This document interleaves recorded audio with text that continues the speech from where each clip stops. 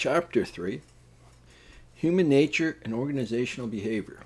So we're going to look at how dealing with human nature affects IT, affects access control, because we can have the best systems in place, but when it comes to dealing with humans, they screw up. So we're going to look at that this week. How do we prevent humans from making mistakes? Social engineering. So some of the things we're going to be looking at this week. Understand how human nature contributes to the needs of access control. Describe the organizational model. Explain the separations of duties. Describe responsibilities of access control. And explain best practices. That's what we're covering this week. This week we have 2 assignments. The first is your discussion question. Users who see security as an obstacle or nuisance are likely to be abide by security policies. So we're going to take a look at that and how humans are going to look at security policies. There's 2 parts to that question that I expect you to answer. So remember, your initial response is due Thursday, about 350 in length, and your response is to at least 2 classmates for that question. So please take your time and look at that. You're also going to have a lab. So when you bought the book, you should have gotten a lab. You're going to click on the week 3 lab. It's going to take you over to into the lab file, and the documents in there. Designing a access control system. So you're going to follow the directions, the theory, the design. You'll take that. That's just the link. It's going to jump you into the Bartley, who's the author? Jones and Bartley Learning. You're going to open it up and you're going to perform that for me. Just follow the directions and let me know how you do. If you have any issues, let me know. Contact help desk. But it takes you over to the Johns Bartley. So that is what our assignment is going to be. Again, that is due Sunday night. So make sure you take a look at that. So what is social engineering? Well, put it simple, hackers know we have defenses in place. They know that we have firewalls, tracking, so we can see what goes on in the network. But social engineering is about bypassing all that and simply calling people up at random numbers. If you notice, wherever you work, chances are the first 6 digits of the phone numbers are all the same. So they can just look online, get that, and randomly start calling people. They might say, hey, I'm from the IT department. Heard we're having an issue. We need some testing done. Can you give me a login and password? So you'll literally bypass the whole IT system in order to get information from you. And that's called social engineering. So that's one of the things that we're going to look at. We're also going to look at, depending on the position, something called pre-employment background checks for sensitive data.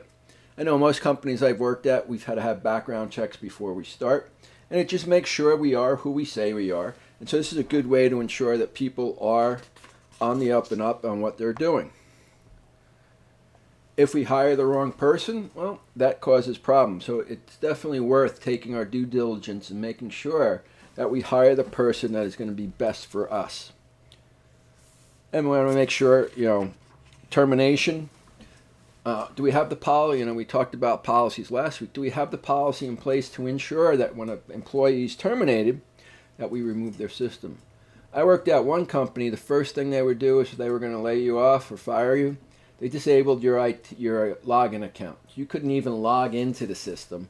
And you'd call the help desk, and they'd send you to your manager. You knew your days were numbered. Then they escorted you out. Some companies, my friend worked at a company. He was let go. He had access to the system for 6 months afterwards. So they didn't follow their policies because he wrote them. But this is some of the things that we got to think about when we're looking at some of the areas that we have. Another area that we want to look at with social engineering and job is job rotations. We want to make sure that we rotate jobs. It's not just from experience, but if we have new people going there every couple months or weeks, the chances of something being discovered that might not be legit is more likely. So we want to make sure that we have that. And if you don't have job rotation, possibly in sensitive areas, force vacation time, maybe a 2-week period where somebody has to take time off in order to make sure that they nothing's going on in that area. So that's another area that we want to look at. Something else we want to look at, make sure we have, if there's no collusion going on, so we might want to monitor multiple people to make sure everything is on the up and up. One way we help fight social engineering is training, constant training. It must be ongoing, it must be supported by the top management, and it should be interactive, includes multiple formats. They got to take maybe a test or a questionnaire afterwards about what they've learned. So that's really an important part that we have to have ongoing. It's not once and you're done. It's maybe every couple of months or a couple, over the years, every year or something like that. Employees need to be aware of our security policies and what's going on with them in them. So that's an important part also. Also ethics. Sometimes we'll look at some ethical things. We know it's not just stealing, but if you think about even using Facebook or Twitter, if you're on your phone, you're not working. Theoretically, you're stealing information, you're stealing time from your company. So I know we don't look at it that way, but that is something that still happens in the workforce, and it's becoming more and more prevalent as smartphones have become really prevalent in the workforce and for everyone to have them. So they might do work for a half hour and then spend time on the phone for a half hour. I know one of the companies I worked at, we had monitoring. This is before the iPhone, before the phones, smartphones. But we'd monitor people's web active, and if it hit a certain amount during the day, we'd question them. We even let people go who were on the internet for multiple hours in a day when they shouldn't even be on it. So these are some of the things that companies will do, and they need to do to make sure that we have this.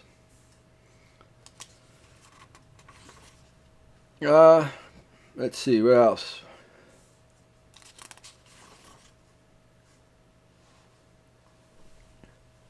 So then we looked at the different case studies that we had. So one of the things that we wanted to look at, and then enforcing policies. So we were going to make sure everyone has the policies that are in place. We want to make sure that they are enforced. So fostering a culture of open discussions. If there's a problem going on, securities, we'd have to get HR involved in it. So these are some of the different things that we want to look at. Let's see, private sector, we kind of looked at, I mentioned those in the slides, about the organization, the public case. But basically, just to review, this chapter discussed how human nature both insists upon access control and fights against it. We read about how social engineering impacts us, and that it's not a technology, it's a simple, hey, met you out, so-and-so, a random phone call, a random meet in the hall or outside to get information, because humans like to talk and spread out what's going on. So this is what some of the different things could be. One of the things we got to keep in mind is constant training. Employees need to know about social engineering. They need to know about scams, phishing attacks. Just last year, well now it might be 2 years, the one person on Shark Tank, Barbara Corcoran, was scammed out of $300,000 by an email that was sent to her secretary. And I think they were able to recover some of the money, but this is what happens. People are looking to scam you. They're figuring out what different ways to do it. And we have to be trained. The better training we do, the better, more secure our business is going to be. And even by training the employees, it helps them in their personal life not to be scammed. So assessing risk and its impact on access control. So this week we're going to be looking at the different areas that risk and how it impacts us and what we need to do about it when we're dealing with access control. So some of the objectives: define the key terms and concepts relating to risk assessment, explain the difference between a threat and a vulnerability, understand how value, situation, and reliability affects risk assessment, and use the case study as an example as the model for risk. So here's the thing: we can't do away with risk. There is risk in everything we do, from getting up in the morning, stepping out of the shower or into the shower. There's risk, but we know how to manage it. And that's all we're going to be looking at. How do we manage risk, and at what point does the risk become unmanageable and we need to eliminate it totally? So these are some of the different things we want to look at today. So first things, what we're going to look at is, what do we have due? We have 2 assignments due. We have our discussion question, technical controls versus user behavior. So what we're going to do, remember, you want to reply by Thursday night to give all your classmates a chance to respond, and you should reply to 2 classmates. So you're just going to read the discussion questions, look at the IT infrastructure can be protected, and how do we go about it. So these are some of the different things that we want to look at. You also will have a lab. Again, you're just going to click on the lab. It's going to take you to the next page where we have the lab directions, conducting a risk assessment. You're going to fill out that document and submit it back up. So you're just going to look at that. All right? The links take you to where you want to go, so it's nice and simple. So what is risk?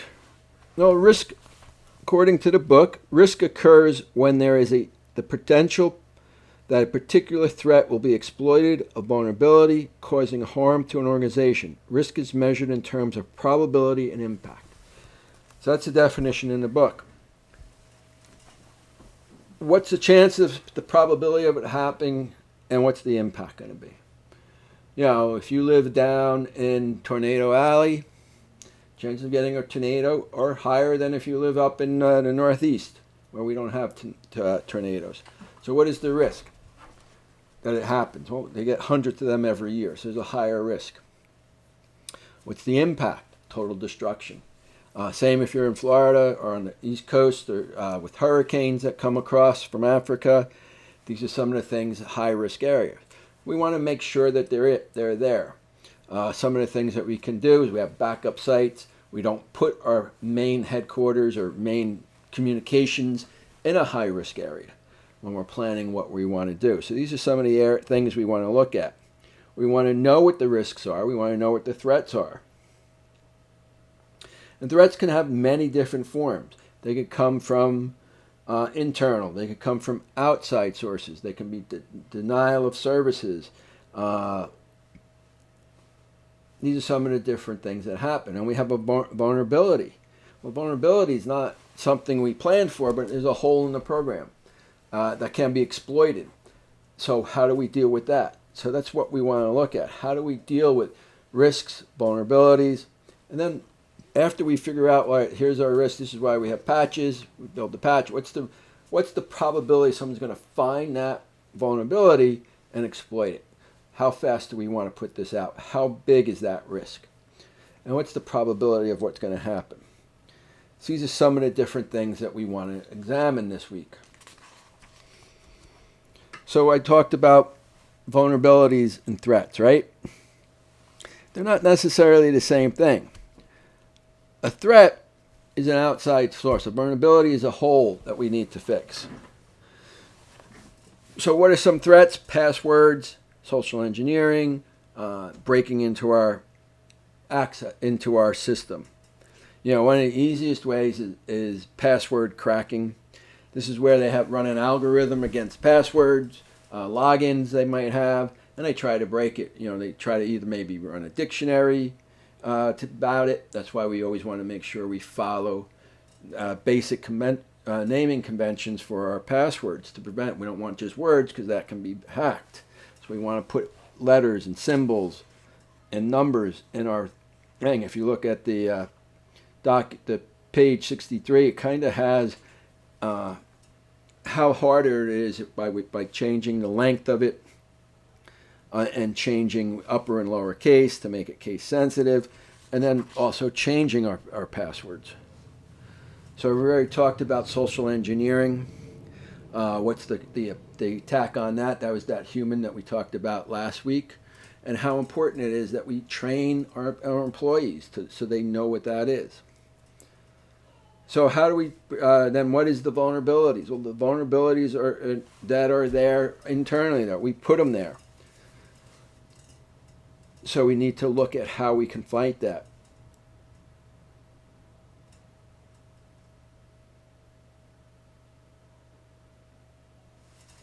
That we want to make sure we protect. So after we know what our risks are, we know what our vulnerabilities are, we know what our threats are. Well, now we have to figure out what is our assessment. What's the likelihood that these things are going to happen? And part of that is what's the cost going to be. So we want to look at the replacement cost. What happens if we have data stolen from us? What is it going to take for us to get it back? Or we have to replace equipment. So we have the purchase cost and we have the depreciation cost.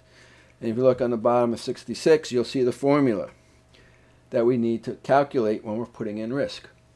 What's the cost of that risk? Because everything is at a cost. It's going to be loss of business, loss of customer faith in us. So how do we prevent that from happening? And these are some of the things that we want to look at. Then we have risk management strategies, risk avoidance. We want to make sure that we try to do that. Risk acceptance. We can't stop everything. At what point do we decide, all right, this risk is allowable? We know we can't put everything on the table. We can't prevent against everything. So we want to make sure we have that. Risk transference. Maybe we hire someone. We transfer that risk to a third party to help protect us. So these are some of the things that we want to look at. But we should have a policy in place, right? Create a risk assessment policy that helps us prevent what's going on. We should define our goals and objectives. Determine what is the success of our risk assessment. Describe the consistent approach model. Inventory all of our assets to make sure that they're protected. Categorize all of our assets. These are some of the different things we want to see. Potential liability and non-financial impact.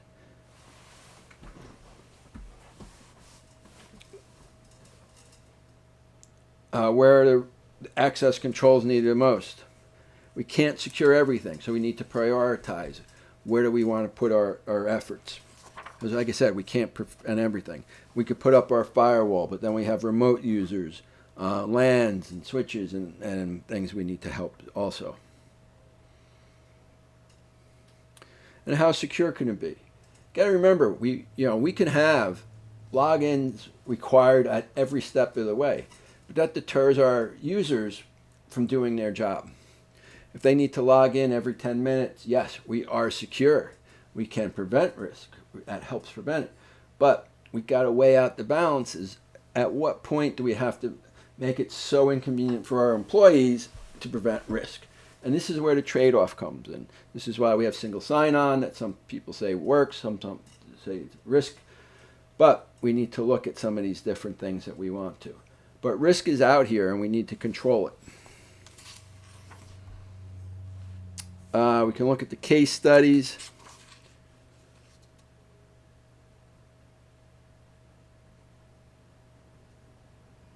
In the private sectors, profit and loss. If we're attacked, it's going to hurt our bottom line. We're going to lose customers, customer loyalty. So these are the things we can't weigh, but it does affect our bottom line. That's the private case study. Public case study.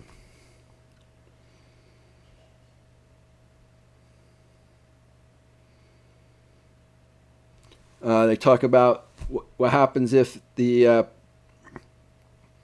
life and death, if they get battle plans, they know where we're heading and what we're doing, so they have to put in different layers for that. Top secret information.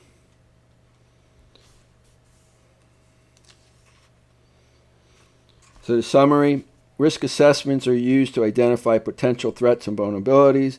We must prioritize what we believe is to minimize our risk. We can't cover everything. We could put a qualitative risk assessment, actually put a number to it. What's the likelihood of this happening, and how much do we want to spend to prevent it? What would be our loss? So risk isn't just block everything out, because that's unrealistic. We can't block everything out. But we can put a number to it. We can prioritize what's important, and that helps us. So that's what we want to look at. All right. That's it for week 4. I look forward to seeing you.